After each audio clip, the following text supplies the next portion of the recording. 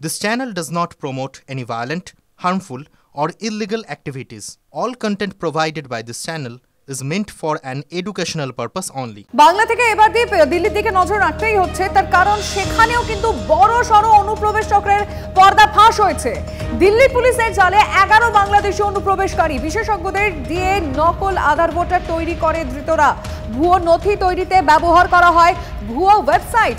বাজেয়াপ্ত ভুয়ো নথি তৈরির যাবতীয় সরঞ্জাম। এক্সপ্রেস ট্রেন ও জঙ্গলের পথ ধরে অনুপ্রবেশকারীদের ধরতে দিল্লিতে জোরদার অভিযান পুলিশের।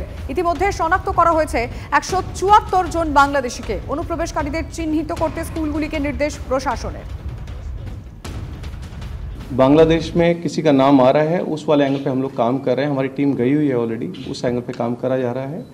और इनके बांग्लादेशी आई कार्ड्स भी हमको मिले हैं, जो ओरिजिनल बांग्लादेश के इनके आईडी कार्ड्स बनते हैं और डेट ऑफ बर्थ सर्टिफिकेट बनते हैं, वो भी हमने रिकवर कर लिए हैं। ये लोग इनमें अलग अलग डेट्स पे आए हैं, जैसे कुछ लोग इस जुलाई में आए थे, कुछ लोग 2 साल पहले आए थे। ये जो वेबसाइट चला रहा है, ये एक रजत मिश्रा नाम का आदमी है जो वेबसाइट चला रहा है। ये 2022 से वेबसाइट चला रहा है। उसकी वेबसाइट कई बार ब्लॉक हो जाती है तो नई वेबसाइट खोल लेता है। उसने अपने जीजा सोनू कुमार के साथ मिलकर इस वेबसाइट को करा गया है। उसमें फर्जी ही डॉक्यूमेंट्स लगते हैं। वो फर्जी डॉक्यूमेंट्स कई जगह ये लोग यूज़ करते हैं। हमने 2 अभी अकाउंट्स उसमें से देखे हैं, इसमें लगभग हमें 200 के आसपास फर्जी डॉक्यूमेंट्स मिले हैं। उसकी हम तफ्तीश कर रहे हैं कि वो डॉक्यूमेंट्स कहाँ पे यूज़ हुए हैं, किस किस ने बना रखे हैं। क्या ये 200 बांग्लादेशियों के हैं या अन्य के? नहीं, अन्य लोगों के भी हैं। इसमें ये जो 4 लोग हमारे बांग्लादेशी हैं, ये लोग उनमें से वन ऑफ द यूजर्स हैं हमारी नया फर्जी सर्टिफिकेट्स में। এবার বলবো দেশ বদলের কথা, যেখানে দেশ বদলের সঙ্গে সঙ্গে বাবাও বদল হয়ে গেল। হ্যাঁ, ঠিকই শুনছেন, দেশ পরিবর্তনের সঙ্গে অনুপ্রবেশকারীর বাবাও বদল। পুলিশের জালে ধরা পড়া বাংলাদেশি অনুপ্রবেশকারী ভারতে এসে তৈরি করে ভোটার ও আধার কার্ড। পরিবর্তন হয়ে যায় বাবার নাম। অনুপ্রবেশকারীদের জন্য জাল নথির স্বর্গরাজ্য কি এই মুর্শিদাবাদ? এই তথ্য সামনে আসার পর প্রশ্ন উঠতে শুরু করেছে। রবিবার রাতে লালগোলা থানার ছাতাইডুবি এলাকা থেকে গ্রেফতার করা হয় পরিযায়ী শ্রমিক শওকতকে। ধৃতের নাম শওকত শেখ। ভারতীয় পরিচয়পত্র অনুযায়ী বাবার নাম নওশাদ আলী। পুলিশের এফআইআরে উল্লেখ, বাংলাদেশে তার বাবার নাম মোহাম্মদ ইব্রাহিম। জাল নথি তৈরির আইনে মামলা রুজু করে তদন্ত চালাচ্ছে পুলিশ। ধৃতকে 7 দিনের পুলিশ হেফাজতের নির্দেশ লালবাগ মহকুমা আদালতের। চক্রের শিকড় কত দূর, জড়িত কারা, খতিয়ে দেখছে পুলিশ। দেখুন, একটা কথা তো পরিষ্কার, হাতে 1005 টাকা গুঁজে দিতে পারলেই কে লাভ হতে। বাংলাদেশ থেকে সীমান্ত দিয়ে ভারতে অনুপ্রবেশ এখন যেন কার্যত জলভাত। গত 1 বছরে 190 জন অনুপ্রবেশকারী এবং দালালকে এভাবেই গ্রেপ্তার করেছে নদিয়ার রানাঘাট জেলা পুলিশ। ভাবতে পারছেন রাজ্যের সীমান্ত লাগোয়া এলাকা দিয়ে কি হারে অনুপ্রবেশ হচ্ছে আমাদের বাংলায়।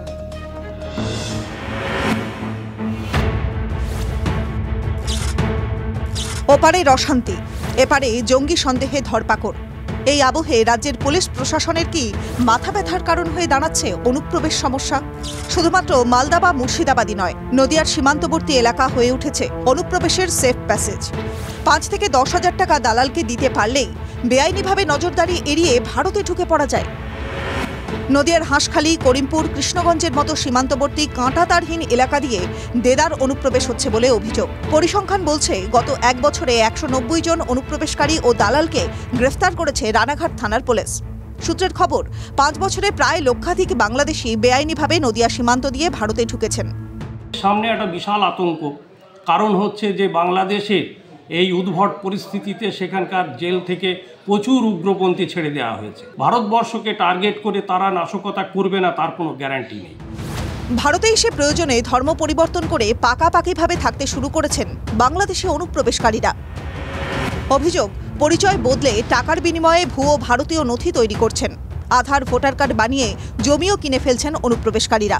স্থানীয়দের অভিযোগ, নেতাদের মদতেই বাংলাদেশি অনুপ্রবেশকারীরা পরিচয়পত্র বানিয়ে ফেলছেন।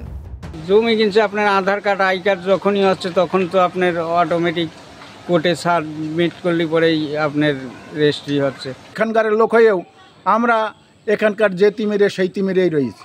যারা এই সমস্ত কাজ করবে তাদের হচ্ছে সব হাই ব্যাপার ট্যাপার হয়ে রয়েছে।